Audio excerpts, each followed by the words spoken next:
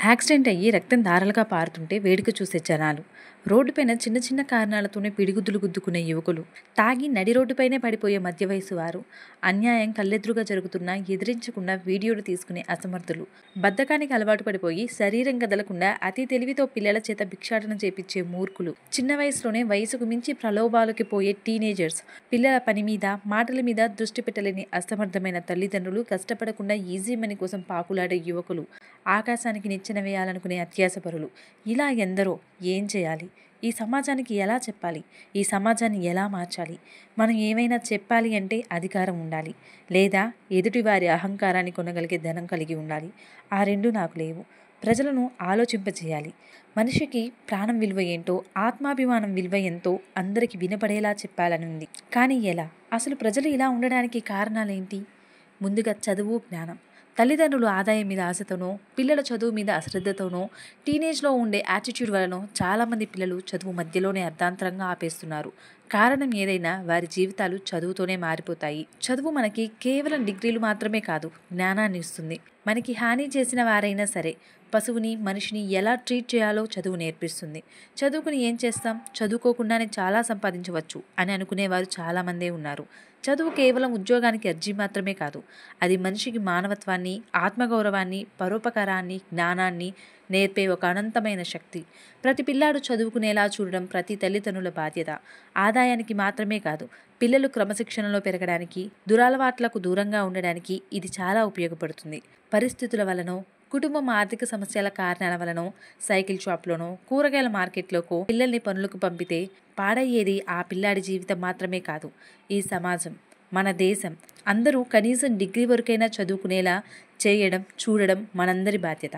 ఆ తర్వాత రెండోది, మనుషుల్లో పెరిగిన స్వార్థం. మనిషిలో రోజు రోజుకి స్వార్థం పెరిగి పెరిగి మానవత్వాన్ని తినేస్తుంది. నేను బాగుండాలి, నేను మాత్రమే బాగుండాలి, పక్కనోడు ఏమైపోయినా పర్లేదు, నేను మాత్రం బాగుండాలి. ఇదే ఆలోచన. మనిషికి అవసరమైనంత దాన్ని కోరుకోవడంలో తప్పేం లేదు, కానీ అంతకు మించి కోరుకోవడాన్నే స్వార్థం అంటారు. అందరూ మనలాంటి మనుషులే కదా.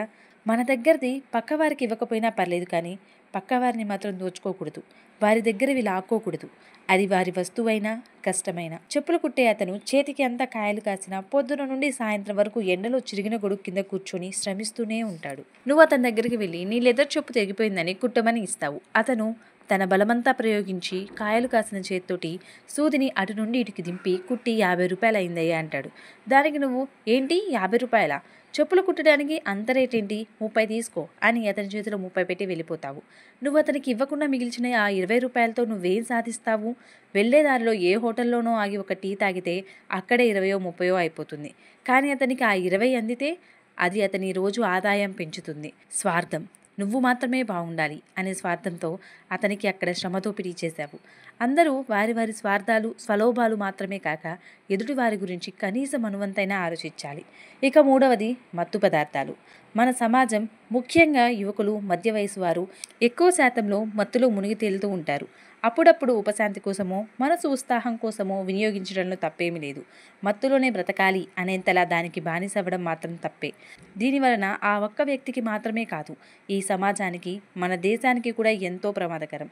రోడ్డుపైన వెళ్తూ ఉంటే కనీసం 2 ముగ్గురైనా తాగి పడిపోయి ఉంటారు. ఇంటి నుండి వారు ఏ పని మీద బయలుదేరి ఉంటారో, ఇంట్లో వారి కోసం ఎంతమంది ఎదురు చూస్తూ ఉంటారో. ఈ తాగుడి మైకం వలన భర్త ప్రేమని నోచుకోలేని స్త్రీలు ఎందరో, తండ్రి ఆప్యాయత పొందలేని పిల్లలు ఇంకెందరో.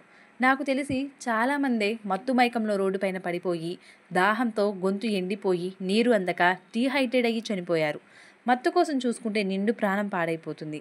అదే మత్తులో నీకు తెలియకుండానే నువ్వు చేసిన యాక్సిడెంట్స్ ఎన్నో, నీ మత్తులో బలైపోయిన ఆత్మగౌరవాలు ఇంకెన్నో, నీకు జరిగిన అవమానాలు ఎన్ని, నీ చూపులకు ఇబ్బంది పడిన ఆడపిల్లల మనసులు ఎన్ని, పశువు లాంటి నీ ప్రవర్తనకి గాయపడిన మనుషులు ఇంకెందరున్నారు. మత్తులో ఉన్న గమ్మత్తుని మాత్రమే కాదు, అందులో ఉన్న అపాయాలు, అవమానాలను కూడా అందరూ తెలుసుకోవాలి, తెలియచెప్పడానికి ప్రయత్నించాలి. ఆ ప్రయత్నంలో ఒక చిన్న భాగమే ఈ వీడియో.